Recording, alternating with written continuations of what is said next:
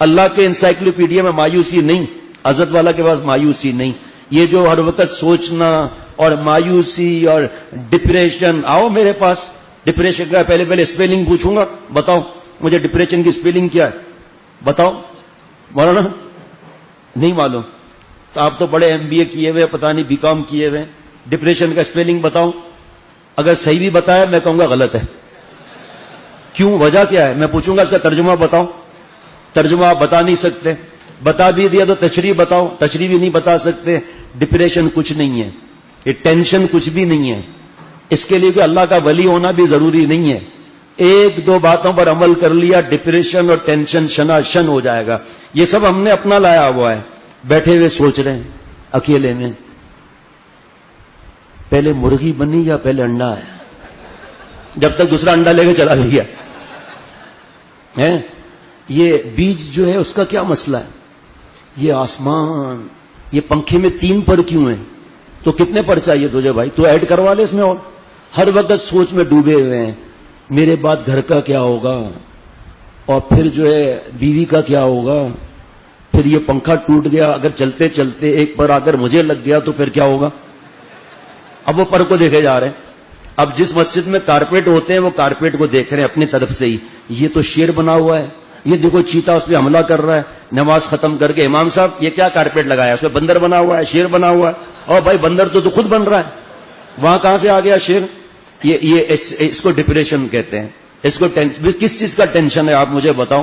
بھنڈی مہنگی ہو گئی ہے، بھنڈی مہنگی ہو گئی، مٹر مہنگے ہو گئے، ٹماٹر مہنگے ہو گئے، کھا تو سب ہے.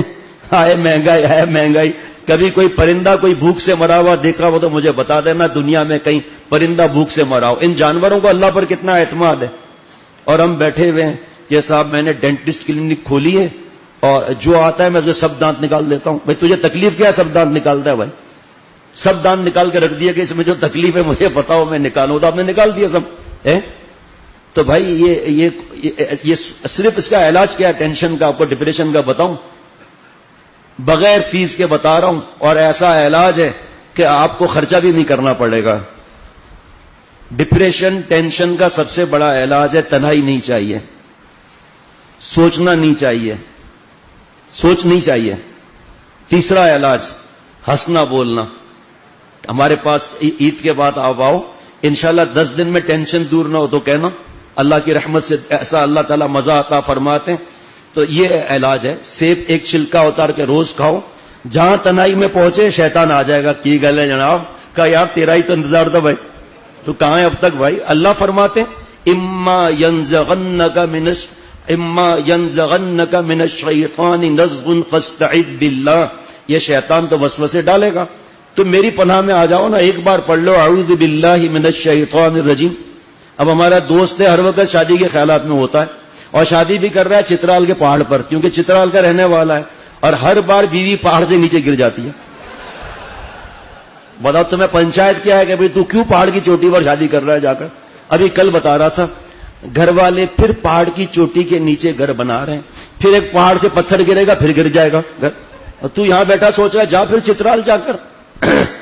ایسی سوچوں میں ظاہری بات ہے تو ٹینشن ڈپریشن تو آئے گا. اللہ تعالی سے رابطہ مضبوط ہونا چاہیے. اگر کچا بھی ہے کوئی بات نہیں، مایوس نہیں ہونا ہے، بس ہنسنا بولنا ہے، نیک دوستوں میں رہنا ہے. سوچنا نہیں ہے کہ 1 اور 1 11 کیوں ہوتے ہیں 1 اور 1 2 کیوں نہیں ہوتے، اور اسی چکر کے اندر جا رہا ہے.